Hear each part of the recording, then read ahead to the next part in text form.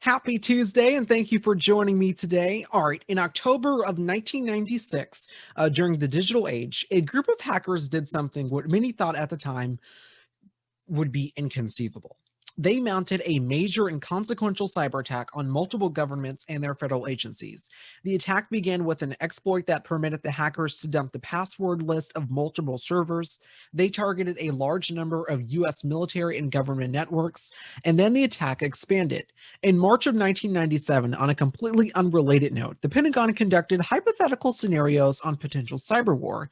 So they created a game called Eligible Receiver, and 25 officials on the National Security Agency's Red Team, using monetary gear, hacked into every single one of the Pentagon's computers. And during this cyber war simulation, they shut down and perverted essential communications. But then just 9 months later, something like that actually happened. In early March of 1998, people working at the Department of Defense, the DoD, they received reports that someone had hacked into computers at Wright-Patterson Air Force Base located in Greene County, Ohio, and that they were stealing files. Now, who could this possibly be? The files in this case were classified, but they weren't classified. They were sensitive. And the files essentially were on like mundane things like cockpit designs and microchip designs.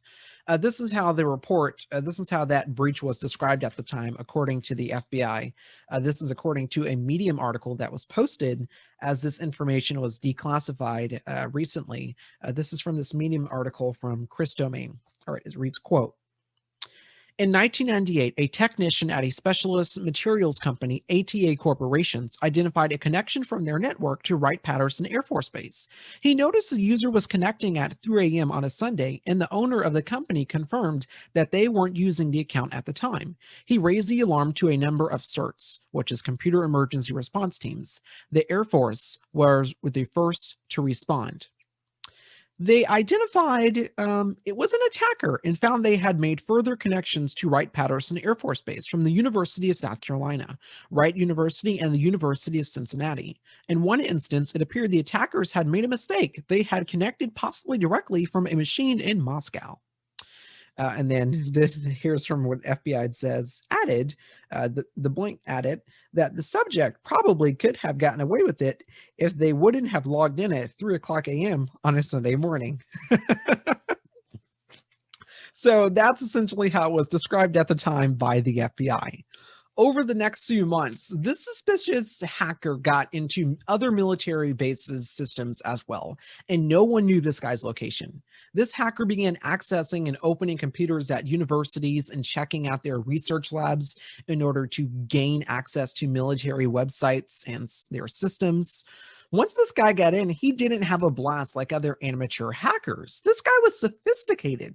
According to Politico, which essentially provides excerpts of Fred Kaplan's remarkable book about this on cybersecurity, quote, "He was looking for specific information. He seemed to know where to find it, and if his first pitch was blocked, he stayed inside the network, prowling for other approaches," end quote.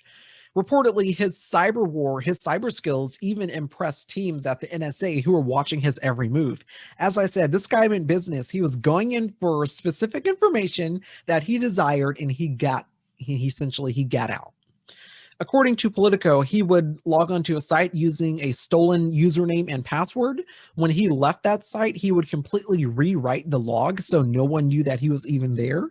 And he was fast with it too. I mean, in order to catch this guy, you had to literally be sitting at your desk all day and for waiting to him to act. But even after that, if you wanted evidence of what he just did, he erased it within minutes. It was gone.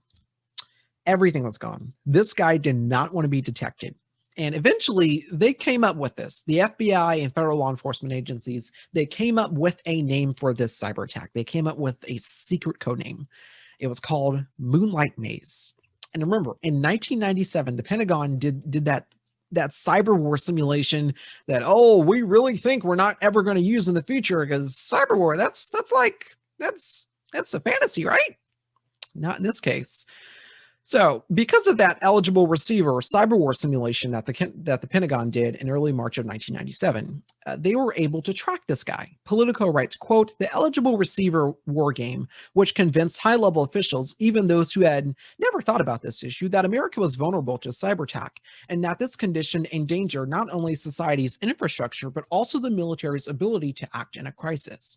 Right after eligible receiver, Deputy Secretary of Defense John Hamre called a meeting of senior civilians and officers in the Pentagon to ask what could be done. One solution, a fairly easy gap filler, was to authorize an emergency purchase of devices known as intrusion detection systems, or IDS. A company in Atlanta, Georgia called Internet Security Systems could churn them out in a quantity, essentially, and to install them on more than 100 Defense Department computers. As a result, when Moonlight Maze erupted, far more Pentagon personnel saw what was happening far more quickly, rather than they would otherwise have. Not everyone got the message. After eligible receiver, Matt DeVos, who led the aggressor team in war games testing the vulnerability of American and Allied command control systems, he was essentially sent to Hawaii to clean up the networks at the U.S. Pacific Command Headquarters, which the NSRA, which National Security Agency Red Team had just devastated. I mean, when DeVos got there, he just found gaps and sloppiness everywhere. This is from Politico, quote, "In many cases, software vendors had long ago issued warnings about the vulnerabilities along with patches to fix them. The user had simply had to push a button, but no one at PACOM had done even that." DeVos lectured admirals, all of them more than twice his age. "This wasn't rocket science," he said. "Just put someone in charge in order him to install the repairs." Several months later, around that time of Moonlight Maze, DeVos was working in computer forensics at the Defense Information Systems Agency. He came across PACOM's logs and saw that literally no one had still done their job, despite his strenuous efforts and him going out of his way to convince and lecture these admirals. Still nothing had changed. So at that point, he's like, "I'm done with you guys," and he ended up going to work in the private sector. Even some of the officers who made the changes and installed the devices didn't understand what they were doing. 6 months after the order went out to put intrusion detection systems on Defense Department computers, still a few months before Moonlight Maze, Hamre called a meeting to see how the devices were working. And Army one-star general furrowed his brow and grumbled that he didn't know about these IDS things ever since he put them on his computers. They were getting attacked every day. The others at the table suppressed their laughter. The general didn't realize that his computers might have been getting hacked every day for months, maybe even years. All the IDS had done was to let him know it. Not long before Moonlight Maze, Hamre called another meeting, imbued with the same sweat of urgency as the one he called in the wake of eligible receiver, and asked the officers around him the same question he'd asked before: "Who's in charge?" They all looked down at their shoes or their notepads because no one was in charge. The IDS devices may have been in place, but no one had issued protocols on what to do if the alarm went off, or how to distinguish any annoying prank from a serious attack. Finally, Brigadier General John Soup Campbell, who had been the Joint Staff's point man on eligible receiver, raised his hand. "I'm in charge," he said, though he had no idea what that might mean. End quote. So when Moonlight Maze began unleashing ruin, Campbell, essentially this brigadier general who just raised his hand out of nowhere saying, "I'm in charge," even though he didn't know what he was getting himself into, he began drawing up plans for another office called Joint Task Force Computer Network Defense, which is essentially like which would be the brains at the Defense Department in order to combat issues like cybersecurity. And orders to make this team had been marked for July 23rd, and it had started the procedure on December 10th that year.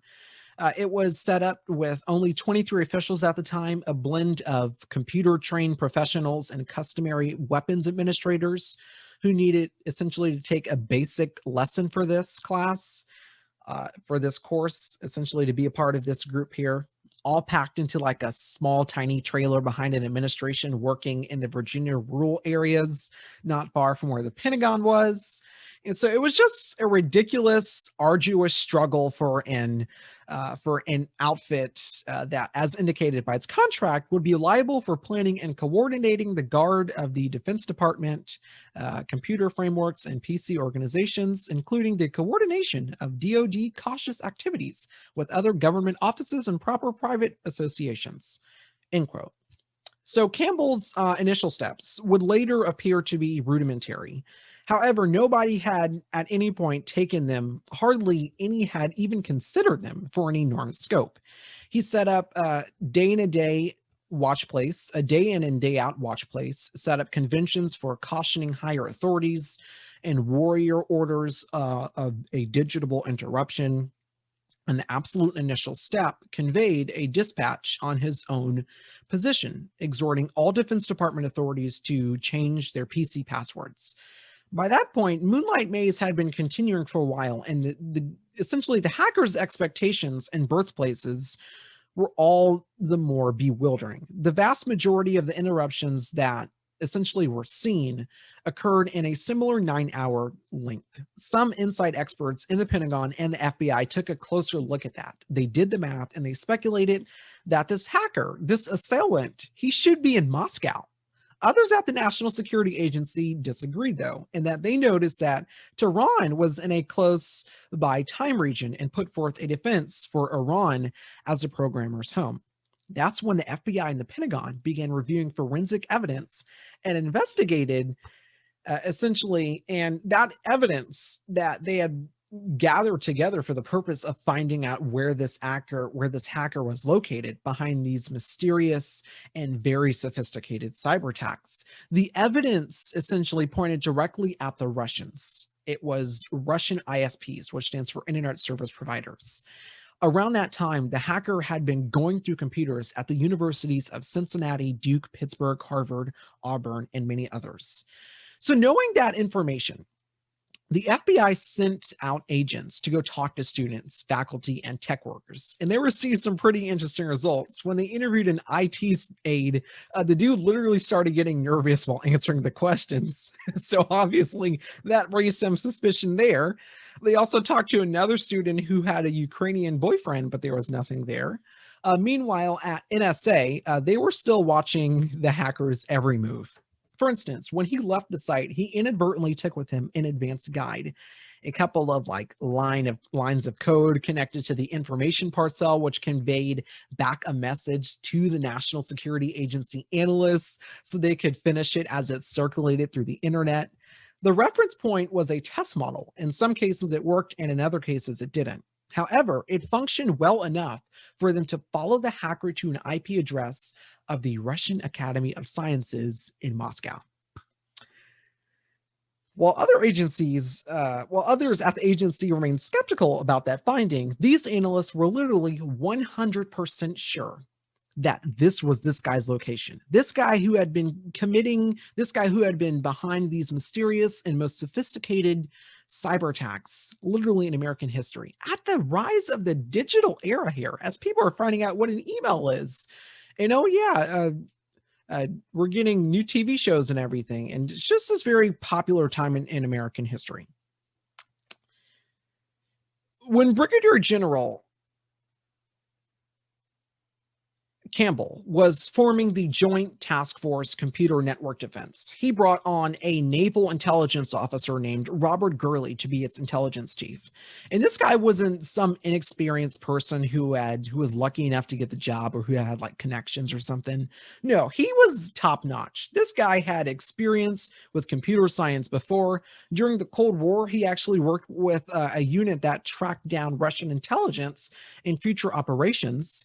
They were also able to locate Russian submarines. So after Gurley got the job, he picked up the phone and called Rich. Essentially, he picked up the phone. He called Rich Haver, an intelligence veteran he had met a couple of times. And Gurley, as he was talking to his old friend Rich for advice on how to handle Moonlight Maze, this is what his buddy told him, according to Fred Kaplan's book.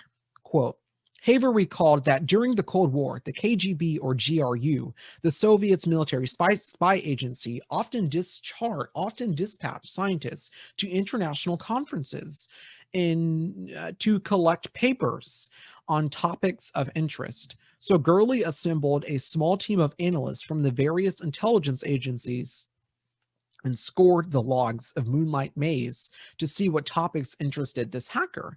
The swath, it turned out, covered a bizarrely wide range, not just aeronautics, the topics of his first search at Wright-Patterson, but also hydrodynamics, oceanography, the altimeter, data of geophysical satellites, and a lot of technology you related to surveillance imagery. Gurley's team then scanned data banks in recent scientific conferences.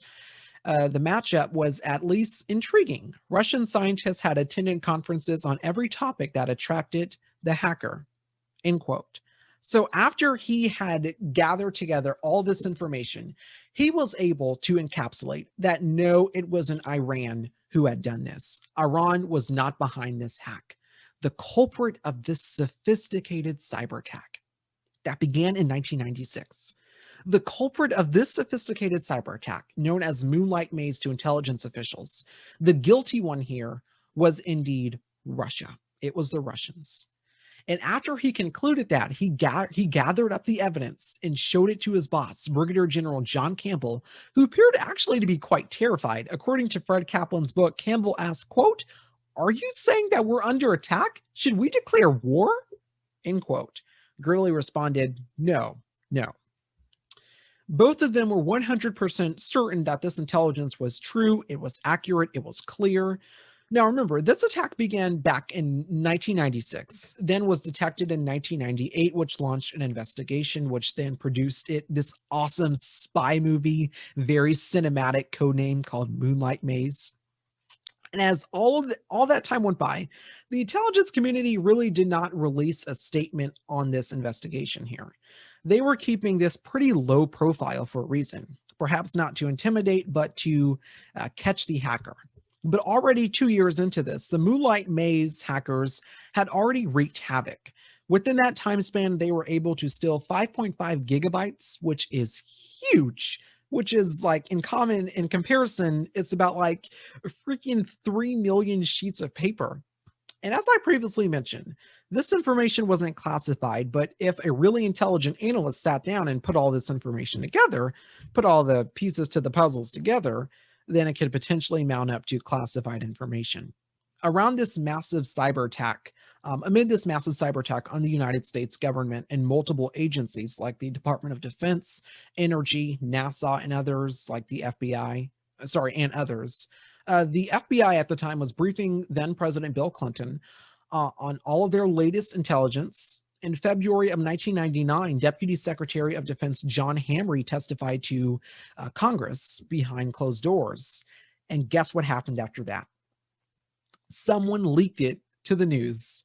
Not only that, but the intelligence finding by the Naval Intelligence Chief, John Gurley, that essentially we had been hacked by the Russians. This was the headline at the time of Newsweek magazine at the time, quote, "We're in the middle of a cyber war," end quote. This was the Sunday Times in London, quote, "Russian hackers steal U.S. weapons secrets," end quote. The Washington Post covered it like this, quote, "FBI lagging behind on cybercrime." It continues, quote, "More than a year after President Clinton warned that criminals, terrorists, and foreign foes could paralyze the nation's computer systems, federal officials acknowledged yesterday that hackers had broken into Defense Department networks from overseas, and while the FBI office in charge of America's cybersecurity is still more virtual than real. One of the most serious threats seems to come from Russia. In the first official comment on a year-long investigation codenamed Moonlight Maze, FBI agent Michael A. Vadis testified before Congress yesterday that intruders had penetrated computers belonging to the Defense Department, other government agencies, and private contractors, end quote. After that came out, the FBI proceeded with its investigation unperturbed, unbothered, like, we're cool, and asked they asked the White House if they could send a delegation to Moscow to confront the Russians face to face. The White House said, okay, go ahead. And the FBI sent a team to Russia. This delegation consisted of 4 FBI agents, and it was called the Moonlight Maze Coordination Group. On April 2nd, they flew out to Russia with their files and planned to stay for 8 days. At this point, Russia and the United States had a honeymoon relationship. When the delegation arrived, they received a warm welcome from the Russians. They were given gifts and treats like toast, vodka, and Russian caviar. Here's what happened next, according to Chris Doman on medium.com. This is what happened next here. Quote, the investigative team had no smoking gun, so they decided to go to Moscow itself to follow the leads they had. RID records an incredible piece of luck for their investigators. The Russian Ministry of the Interior request U.S. assistance in identifying persons who had defamed Russian President Boris Yeltsin's daughter. The FBI assisted as far as they were permitted and asked for reciprocal help on Moonlight Maze, giving the Russians the impression it was a more standard criminal case. Many of the documents record the logistics of sending members of the Moonlight Maze working group to Moscow. They don't describe the outcome of these events, however. Just what happened on the Russian side isn't clear. Both RID's account and another by Fred Kaplan describe a Russian general. At first, he was happy to help with the investigators, likely thinking it was a simple criminal case with no connections to his own government. But he soon disappeared and Russian assistance was withdrawn, end quote. So this Russian general was gleefully providing assistance to the FBI delegation, and then he just vanished? Apparently so. The rest of the days, all they did essentially was go sightseeing, and the final day was on the agenda was essentially canceled. Pentagon and intelligence officials who'd warned against this trip implied that perhaps that Russian general who suspiciously vanished, quote, maybe he had a case of lead poisoning, end quote, which is not uncommon in Russia, especially during this period. 3 months later, round 2 of the hacking started, and that's when cyber attacks became normalized. Operation Moonlight Maze began in 1996, which launched and triggered investigations, news headlines, and congressional hearings. It was consequential because, although it wasn't the first, it was one of the most sophisticated cyber attacks in American history. Operation Moonlight Maze gained international attention and caused the intelligence community to improve its cybersecurity skills. It was a massive cyber attack on the United States government and other governments as well. And now 25 years later, we are dealing with something of quite the same magnitude, except probably even more sophisticated. In March of last year, the United States was starting to see the coronavirus pandemic become more prevalent. Around that time, the Russians were, as the whole world was scrambling to gather coronavirus supplies and trying to get the coronavirus under control by locking down and closing schools and everything and closing theaters. Around that time, the Russians were doing that, but they also had some tricks up their sleeves. The Russians used a malicious code to hack into updating software called Orion. This Orion software was created by a company called SolarWinds, which monitors the computer networks of businesses and governments for outages. That malware, essentially, gave the hackers the ability to access any organization's networks so they could then steal that information. We know that at least now it's even multiple government agencies were hacked at this time. About 6 of them. According to Reuters, in 2019, Vinod Kumar, a security researcher, alerted SolarWinds that anyone could access their update server by simply using the password SolarWinds123. Well, apparently no one listened, just like in Moonlight Maze, and this happened. And so we are here with multiple intelligent officials now saying that this may have been one of the worst cyber attacks in American history. Well, at least since Moonlight Maze 25 years ago. Like Moonlight Maze, this cyber attack wasn't just on us. Other nations such as Canada, Mexico, Belgium, Spain, the UK, Israel, and the United Arab Emirates were targeted as well.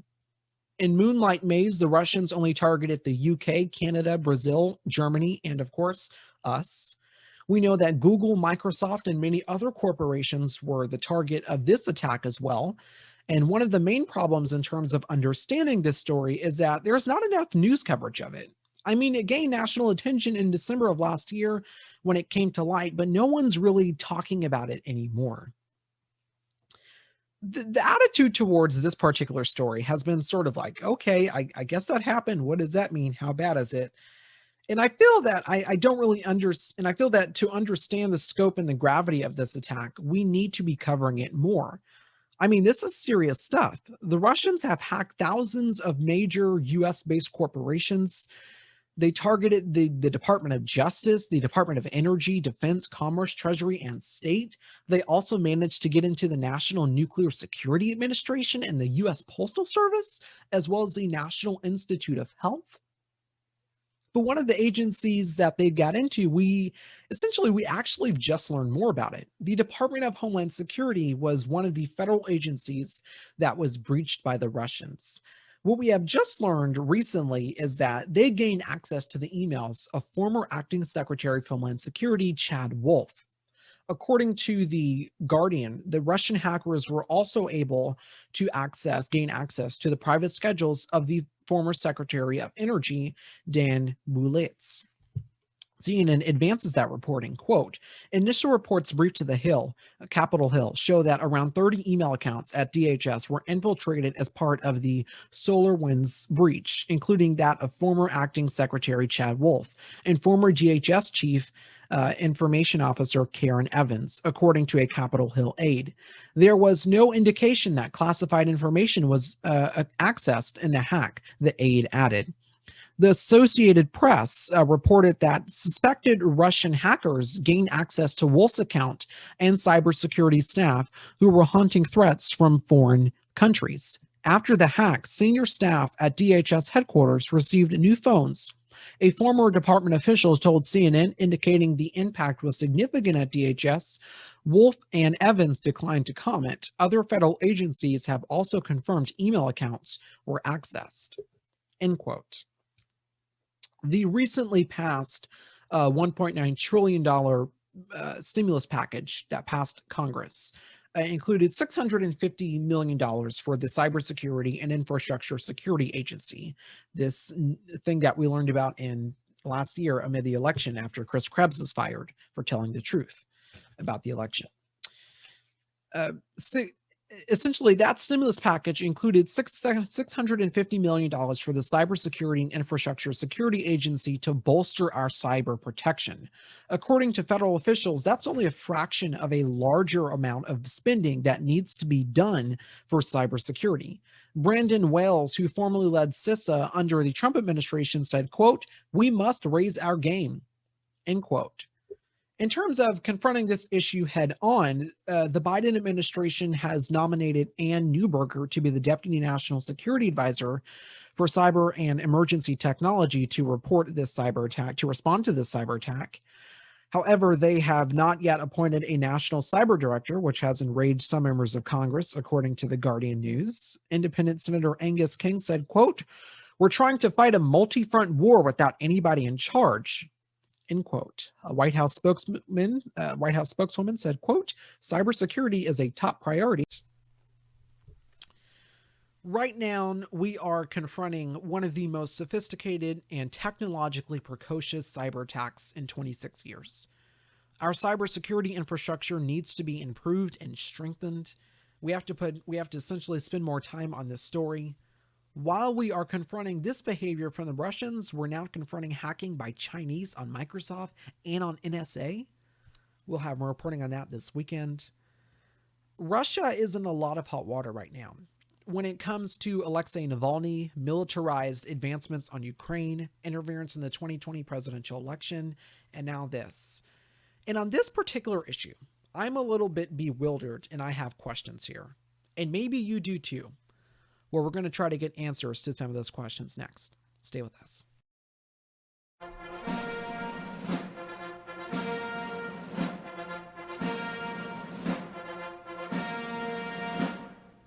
After the United States had gained its independence, George Washington was asked if he wanted to be a king or a president.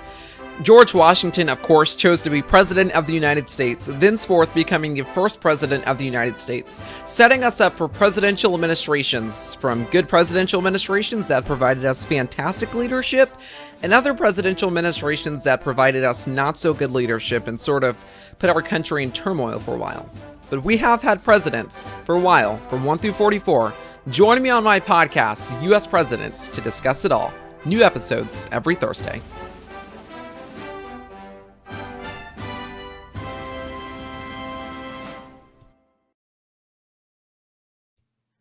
Welcome back. Joining me now for the interview is Miss Jody Westby. She is the CEO of Global Cyberisk.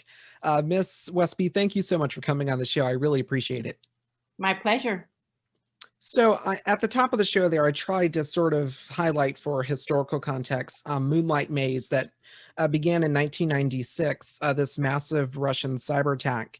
And over the years, when you talk about the United States, as far as cybersecurity, I wonder if you think that we have learned from Moonlight Maze in terms of improving on cyber issues. Well, it's very interesting. No, I don't think we've learned much, because the Moonlight Maze was an attack by Russia against a number of our U.S. government agencies. And beginning with that attack, and basically for 25 years on, Russia's been attacking U.S. public and private sector entities. The 1996 attack, Moonlight Maze, was a state-sponsored cyber espionage campaign. It targeted Department of Energy, NASA, Defense Department, several defense contractors, some other private entities.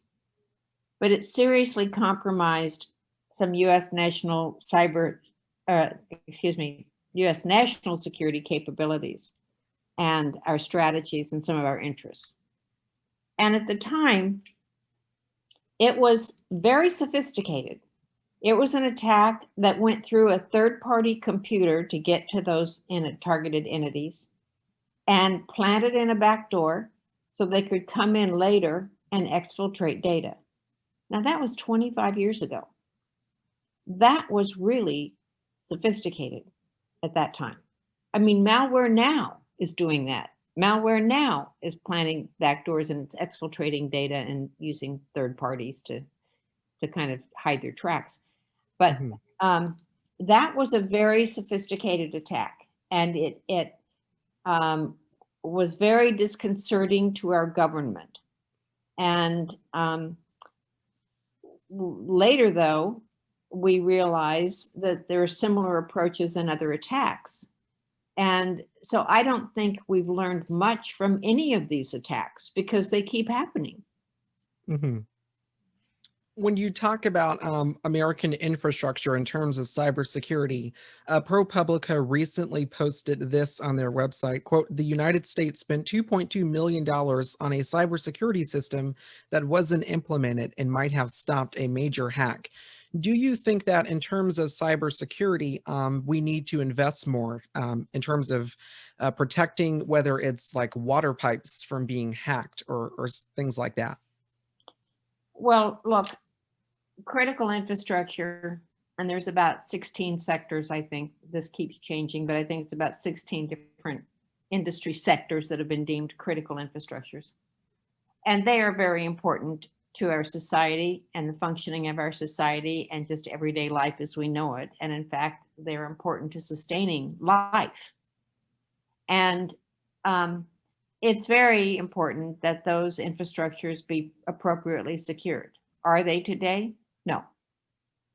Nuclear centers are probably more secured than some of the other entities simply because they, from the very beginning, were designed to to withstand an attack. In the physical, as well as in the systems controls. But I'm not saying that they're bulletproof, but I'm just saying that out of the infrastructures, we are not very well protected today because in large part, these are all private sector companies who have not spent the money they need to spend to secure their networks and systems. The financial sector has the best cybersecurity programs, but even they struggle to stay ahead of the current threat environment, which is really very sophisticated and serious, the most serious I've ever seen at the moment. So it's important that we secure these networks, yes, but are they secured? No. Mm-hmm. So when I went back and I did the research for Moonlight Maze, and then I went back and I did sort of the research for what happened with SolarWinds here. Part of what we're seeing is sort of the correlation between what happened back then and back now. Major corporations and federal government agencies hacked. This attack began in March of 2020. Why weren't we necessarily able to detect it? Are the Russians getting more smarter with cybersecurity and getting more trickier than we are? Well, the SolarWinds attack, you have to understand, was perpetrated because they got into SolarWinds and compromised the signature of their software. So when there's a patch or an update sent out from a vendor, it comes signed by that vendor. And if that signature is verified, then all the customers know we can trust this is a secure patch, secure update. And so the SolarWinds update came through and the signature appeared valid, but it was not because their signature process had been compromised. That was one problem. The SolarWinds, by the nature of how it works, it operates at the core level of a network. So it can see across an entire network. It has vision across a network. So when they were able to get into the SolarWinds software, they were able to get into the very core level of the customer's systems, the 18,000 that downloaded that update. Mm-hmm. And they didn't apparently exploit all of those 18,000. They were targeted ones they were after. I don't think we fully know the extent of the SolarWinds attack, but it was quite sophisticated. And it goes now to a different approach, which is going to a trusted vendor, compromising the vendor to compromise the customers. Now that's what happened in Target. They went through an HVAC vendor that was connected to Target systems, and through the HVAC vendor got into Target systems. Now Target didn't have any segmentation in its network. So once it got into the network, it was able to wander all over the place. Mm-hmm.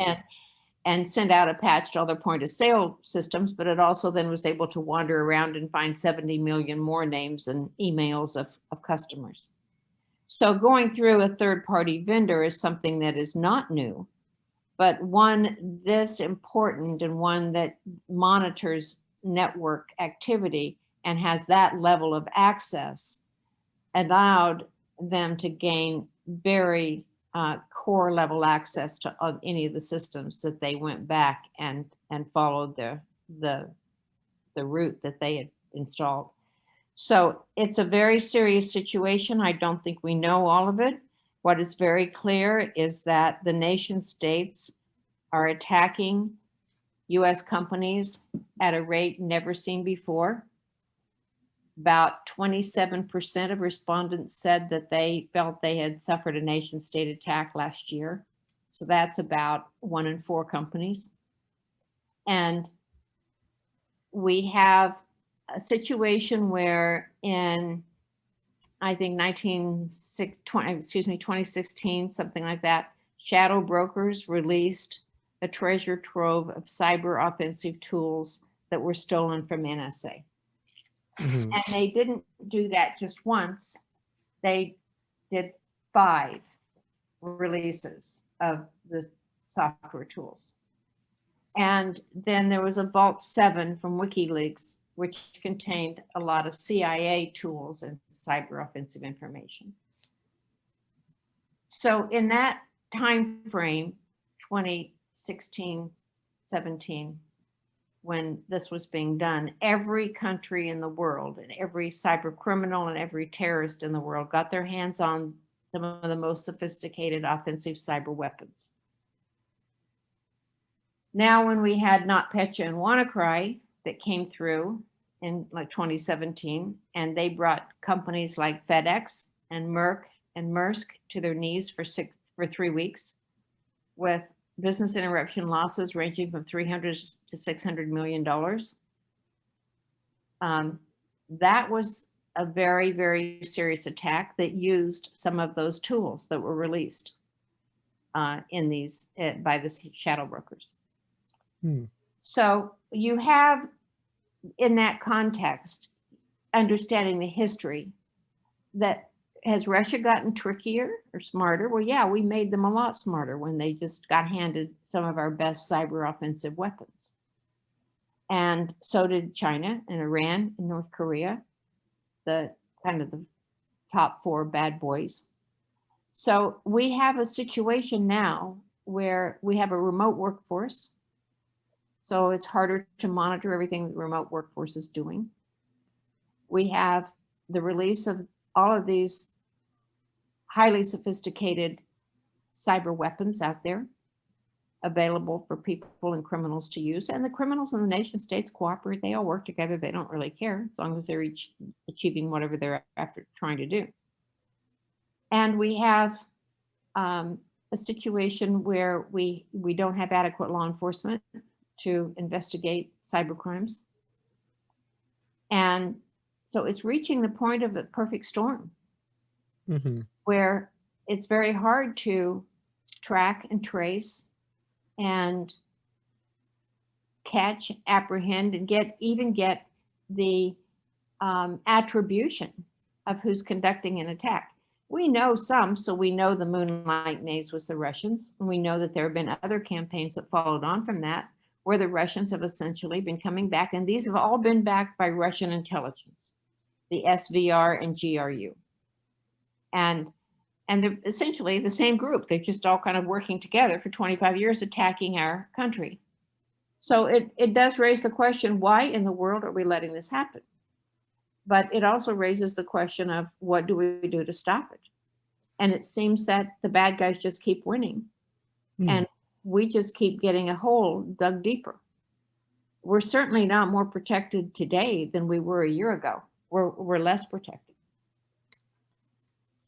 In terms of the federal agencies and major corporations who were hacked by Russia, what exactly does that do in terms of the tech ramifications, or like classified information? What exactly is the gravity of that? What damage could that cause? A lot. I mean, we hope, you can have sources and methods revealed from intelligence information. Depending on the sensitivity of it, sources can be killed. We have, when you get that kind of information revealed, it can have a ripple effect. We don't publicize that, so only a very select few would know that, but the extent may not be publicly visible, but it could be seriously consequential to our national security interests, or even our economic security interests. So now that we know they're intertwined, you don't separate national security from economic security, especially with the internet underpinning everything. So these attacks by nation states are especially problematic, and we don't really have international tools in our international legal framework to try to deal with this at a multilateral effort, such as at the UN. So it's very difficult, and countries will engage in intelligence gathering. They all engage in intelligence gathering. But, now you don't have to necessarily do all the surreptitious steps and the personal contacts and some of the things that you had to do before. If you can just sit in your own country and hack into computer systems and get the data you want.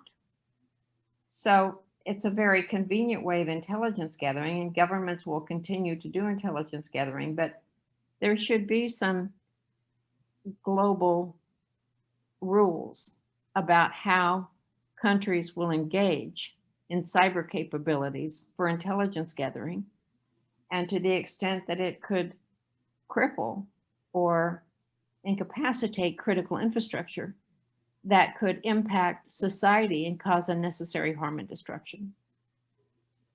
And on that point there, you actually write in your piece at Forbes, you say, quote, "The United States must exert strong leadership in diplomatic circles and multilateral fora and organize a global coalition that will guide the world toward establishing international law on geo-cyber stability, lest we continue on a path that will surely lead to cyber war." So I do want to ask you on that point, as the CEO of Global Cyberisk and having studied cybersecurity for so long, what do you think that not only that we need to do as a nation, but sort of a resolution that can be proposed globally to combat this issue? Well, I was co-author and editor of the United Nations publication, The Quest for Cyber Peace. That has been published in 6 languages by the United Nations, and it's a free publication. And in that, I analyzed the laws of armed conflict, and I set forth 5 basic principles, things we needed to do that would advance us so that we would have some, what I call geo-cyber stability, that would now allow countries to use the internet for its political, economic, social advantage, and without risking unnecessary harm and destruction. And that it didn't take a lot of effort to do those things. We talk about we need a treaty on cyberspace. No, we don't. It'll take forever to negotiate one. And once you negotiate a treaty, countries have to ratify it and then implement it in their national legislation. The laws of armed conflict are already drafted. We've amended them several times. All we have to do is amend them again. You don't have to go through all those steps. And it's a much quicker way to achieve some level of geo-cyber stability so that we have the global world has the ability to reap the benefits of the internet without suffering some of the terrible harms that could happen. Once again, my guest is Miss Jody Westby. She is the CEO of Global Cyberisk. Miss Westby, thank you so much for coming on the show and explaining this. I really appreciate it. You're welcome. Thank you for asking. Thank you. Okay.